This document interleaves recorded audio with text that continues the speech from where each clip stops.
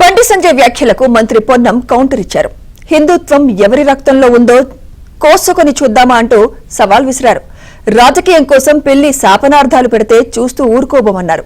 ఇప్పటికైనా కేసీఆర్ బయటకు రావడం మంచి పరిణామం అంటోన్న మంత్రి పొన్నంతో మా ప్రతినిధి సిద్ధార్థ్ ఫేస్ టు ఫేస్.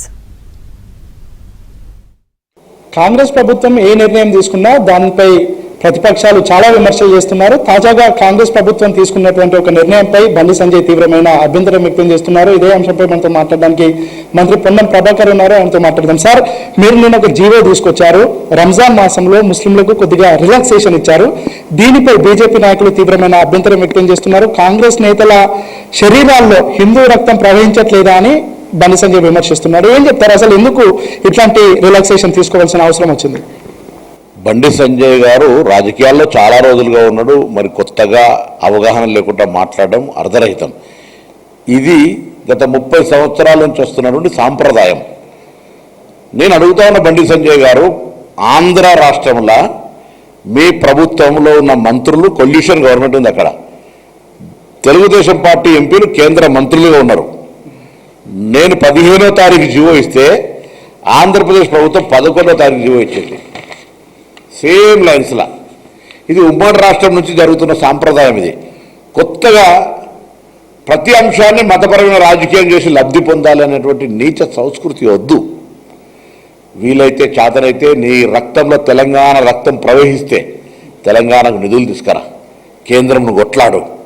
ప్రతిదీ మతం పేరు మీద పెట్టి మా దగ్గర హిందూ రక్తమా కాదా కోసుకొని చూద్దాం. ఇద్దరం కాంగ్రెస్లో 100 మందిని కోపిస్తా, నీకంటే పక్కా హిందువుల రక్తం వెళ్తుంది. బీజేపీలు ఉంటేనే హిందువులు అనేటువంటి మాట మాట్లాడుతుంది తప్ప ఇది ఒక డెమోక్రటిక్ కంట్రీ. ఇది సాంప్రదాయంగా మతపరమైనటువంటి ఉపవాస నెలలో వారి నమాజ్ చేసుకోవడానికి సౌకర్యంగా ఇస్తున్నటువంటి అంశం. దమ్ముంటే హక్కుంటే మీ బీజేపీ పాలిత రాష్ట్రాల్లో నవరాత్రులకు ఇతరత్ర కార్యక్రమాలకు ఇటువంటి అవకాశం ఇప్పి మేము కూడా తప్పకుండా భవిష్యత్తులో పరిశీలన చేస్తాం.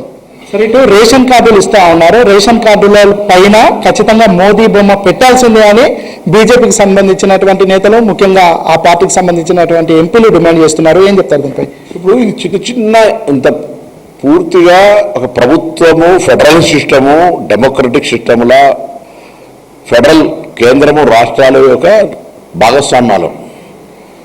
ఇవాళ రాష్ట్రము రూపాయి పన్ను వసూలు చేస్తే 60% పన్ను కేంద్రానికి కడుతూ ఉన్నాం. రూపాయి కడితే మాకు 30 పైసలు వాపసు వస్తలేవు.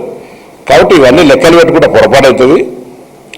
మీరు రేషన్ కార్డు మీద ఫోటో పెట్టాలి, బాత్రూంలో ఫోటో పెట్టాలి, ఇంకేదన్నా కుండీలో మా స్టాంప్ వేయాలి. ఇట్లా తప్పవుతుంది. ప్రజాస్వామ్యంలో కేంద్రము రాష్ట్రాలు నడవాలి.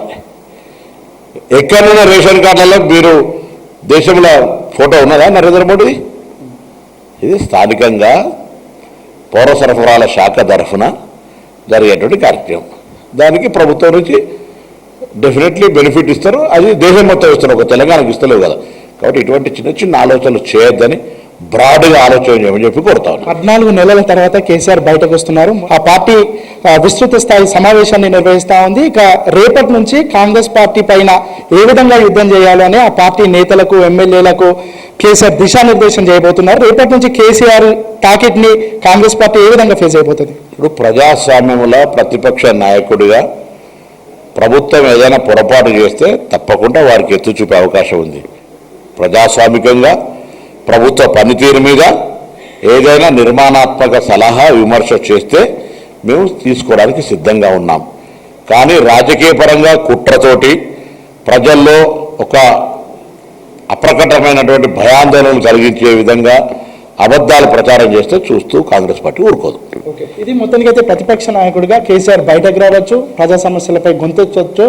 కానీ ప్రభుత్వంపై బురద జల్లితే మాత్రం కాంగ్రెస్ పార్టీ ఊరుకోదని మంత్రి పొన్నం ప్రభాకర్ చెప్తా ఉన్నారు. వీడియో జర్నలిస్ట్ రాజీవ్తో సిద్ధార్థ, ఏబీఎన్ ఆంధ్రజ్యోతి, హైదరాబాద్.